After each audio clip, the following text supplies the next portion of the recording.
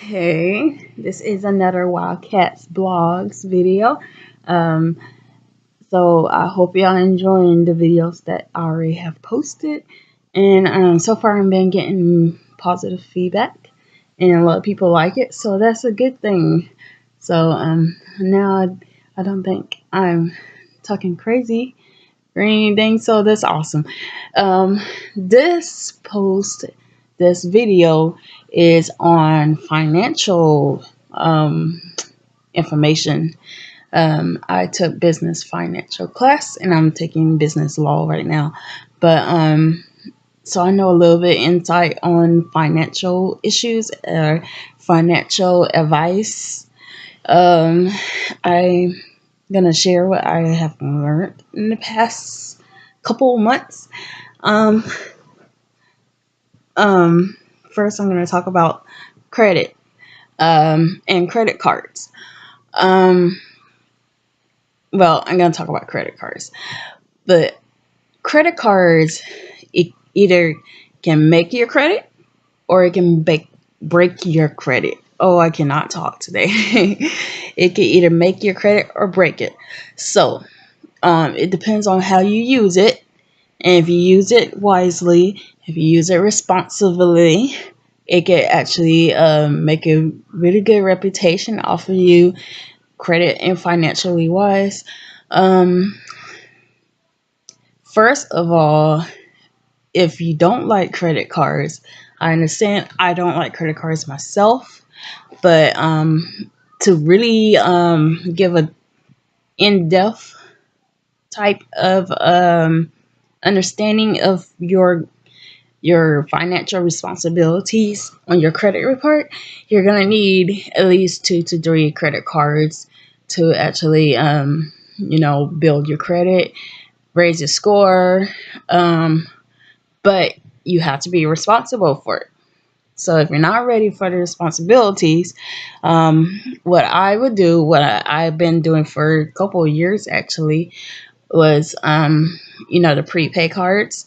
You can practice on those before you actually engage into credit cards like that. So how do you use credit cards to build your credit instead of breaking it? First of all, when you if you have too many credit cards, if you have more than 3 credit cards, try cutting down on them. Don't have so many credit cards because that's how you're going to get in debt. Cut down on them, but when you cut down on them, make sure it is at least allow I would say a month to 2 months at least in between cutting them down. So if you have like 5 credit cards, keep 3 of them, but the 2 other credit cards, make sure when you cancel them, you make sure you pay whatever you owe on it and leave them in good standing, and make sure that when you cut them down is within 2 months apart or further before you do that. That way it doesn't look bad. It looks bad when you cut it down in the same time period. It looks like financial hardship. It doesn't look like financial responsibility. So that's one of the advices that I have learned from it. And how do you use credit cards? Actually, I know I just asked that. um, Another thing is how you use credit cards to build your credit is okay, you got your credit limit on there, right? Just spend at the very most 30% of your um, credit limit. You spend 30% on it. Leave the rest on the card. Once you spend the rest, spend on anything. You spend on bills. You can save the money to put back on there to pay the monthly credit card fee. You can pay other credit card fees. Whatever you want. You can buy your brand new shoes, buy your kids something, whatever you want to buy. Just make sure you buy something or invest into something, whatever you want to do with your money. Um, Once you use 30% of it, make sure you make your monthly payments. and go from there. Your credit limit will probably rise, and then you use 30% of your new credit limit, and you pay your monthly charge. Once you do this, they will see that you are controlling your money gracefully. You are in control of your money. Your money's not in control of you. So that way, when you do apply for things that involve money, and like loans or mortgages or whatever you applying for, that they check credit, they will see that, and they will say, this person is really responsible. This person not only knows how to buy things and stuff, but they know how to stop them from buying. The biggest thing that people fail with controlling their money and spending, especially spending money and investing money and stuff like that. The biggest mistake is that when I'm about to lose my train of thought. the biggest mis- ooh, the biggest mistake is that the person, I forgot what I was gonna say. Hold on. What was I saying? The biggest part of spending money and and the controlling of money and spending money, there you go, is that a person does not know when to stop when they're spending. When they got money, some people spend until they got nothing. I used to be that type of person, and then I'll just wait on the next time I get money and do the same thing over again, and including paying for my bills and everything like that. But once you learn how to invest, once you learn how to save, once you learn how to spend responsibly, then this will take a great effect on your credit, and people will see. Remember, your credit is your reputation, especially in the business world. Your credit is your reputation. Your credit speaks for you. You don't speak for it. So a lot of people, you say you are honest and you are trustworthy and everything like that. Your credit proves that. Your credit sees that, whoever you had contracts with, that you actually fulfilled what you promised on the contract. So that's a good thing. And even through hardships, because everybody has hardships.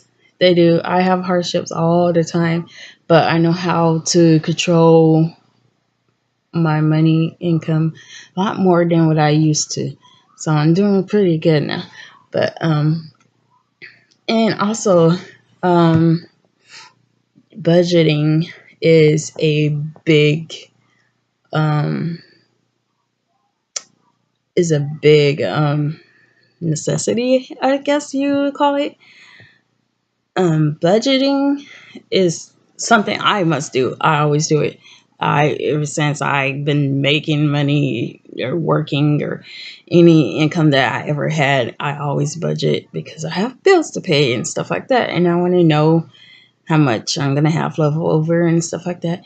But there's different types of budgeting, and I'm pretty sure everyone knows that. You got the budgeting for vacations and budgeting for upcoming events like Halloween and Thanksgiving and Christmas and family times and stuff like that, birthdays. And you got the budgeting for your everyday life, your bills, how much you're going to spend on your bills. Um, so it has to be realistic. Also, a budgeting also includes goals. Once you see your goals, because basically that's all the budgeting is. You have a goal to pay this at this period of time at this day. Sometimes I know I put the exact day of when I'm gonna pay stuff on my budgeting. So It's really important. If you don't have a budget, get a budget. Is You will not regret it. It's very handy and everything, especially young kids that's just getting out of school and really hitting reality now. Budgeting will save you from stress many times because you're writing it out, you mapping it out, you see where you at, you see where you're going, or where you want to go. Of course, the life circumstances happens, and that's when the savings is a good thing. And investments too. Investments have saved me so many times when something happens and my whole budget just runs off, and then that investment just clocks in, and then I got more money. So yeah, that's really important. Financial stuff. I got so many different other financial stuff because I am going to school to be a career counselor for business and um, you know colleges and stuff like that. So I have a lot of information that I know about and stuff, and more depth of different stuff that relates to this topic. But I had to cut the video now because it's 11 minutes. So I don't want to keep y'all around too long. And so I'm going to say, have a nice day. And I hope you enjoyed this. Leave your comments below. Let me know what you think about this topic. Let me know what you think about Wildcats blogs. Like if you like it, and subscribe if you have not. And I hope to see you again. Bye.